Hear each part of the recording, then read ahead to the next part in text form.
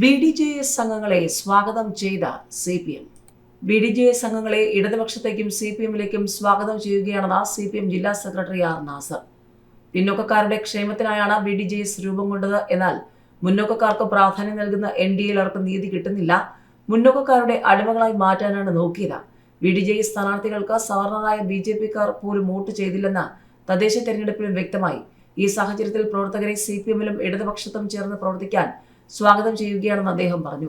മുന്നണി വിടുന്ന കാര്യം ചർച്ച ചെയ്തിട്ടില്ലെന്ന് ബി.ഡി.ജെ.എസ് നിലവിൽ NDA ഭാഗമാണെന്നും മുന്നണി വിടുന്ന കാര്യം ചർച്ച ചെയ്തിട്ടില്ലെന്നും സംസ്ഥാന general secretary advocate PS Jyothis പറഞ്ഞു. മുന്നണിയിൽ തുടരുന്നതിനോട് യോജിപ്പും വിയോജിപ്പുമുണ്ട്. ഇതിനർത്ഥം മുന്നണി വിടുക എന്നതല്ല. പാർട്ടിയുടെ പ്രാധാന്യം തിരിച്ചറിഞ്ഞ് മറ്റു മുന്നണികളിൽ നിന്നും മാറ്റങ്ങൾക്കായി സമീപിക്കുന്നുണ്ട്. എന്നാൽ ബി.ഡി.ജെ.എസ് നേതൃത്വം ഇത് സംബന്ധിച്ച് ഒരു ചർച്ചയും നടത്തിയിട്ടില്ല എന്ന് അദ്ദേഹം പറഞ്ഞു. രക്തസാക്ഷികളുടെ പേരിൽ സത്യപ്രതിജ്ഞ വേണ്ട. SFIയുടെ നീക്കം തടഞ്ഞ vice chancellor doctor P. Raveendran. Calicut സർവകലാശാലയിൽ DSU SFIക്കാരായ ഭാരവാഹികൾ രക്തസാക്ഷികളുടെ പേരിൽ സത്യപ്രതിജ്ഞ ചെയ്യാൻ നടത്തിയ നീക്കം vice chancellor doctor P. Raveendran തടഞ്ഞു. ചടങ്ങിൽ നിന്നും വൈസ് ചാൻസലർ ഇറങ്ങിപ്പോയി. നവലോക ക്രമത്തിനായുള്ള പോരാട്ടങ്ങളിൽ ജീവൻ ബലിയർപ്പിച്ച രക്തസാക്ഷികളുടെ പേരിൽ സത്യപ്രതിജ്ഞ ചെയ്ത് അധികാരമേൽക്കുന്നു എന്ന വാചകം ചെയർമാൻ TV അമർദേവ് വായിച്ചപ്പോൾ നിയമവിരുദ്ധ നടപടിയെന്ന് വ്യക്തമാക്കി ചടങ്ങ് റദ്ദാക്കിയതായി അറിയിച്ച് VC വേദി വിട്ടിറങ്ങുകയായിരുന്നു. ചടങ്ങ് ഇതോടെ മുടങ്ങി. രാവിലെ യൂണിയൻ ഭാരവാഹികൾ പ്രതിജ്ഞാവാചകം സമർപ്പിച്ചപ്പോൾ തിരുത്തി നൽകിയിരുന്നുവെന്നും അത് അവഗണിച്ച് പ്രതിജ്ഞ ചൊല്ലിയതിനാലാണ് നടപടികൾ റദ്ദാക്കേണ്ടി വന്നതെന്നും VC പിന്നീട് പ്രതികരിച്ചു.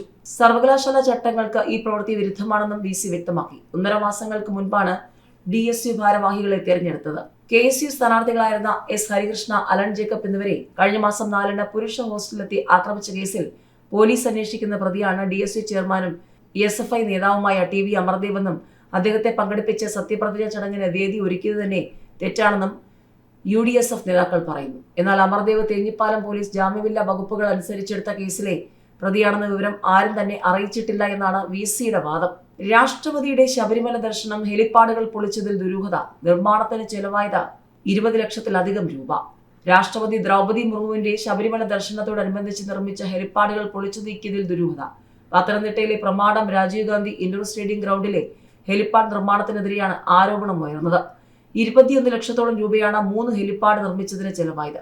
ഹെലിപ്പാഡ് നിർമ്മാണത്തിൽ അന്വേഷണം ആവശ്യപ്പെട്ട് നേരത്തെ പരാതി നൽകിയിരുന്നു. രാഷ്ട്രപതിക്കും മുഖ്യമന്ത്രിക്കുമാണ് പരാതി നൽകിയത്.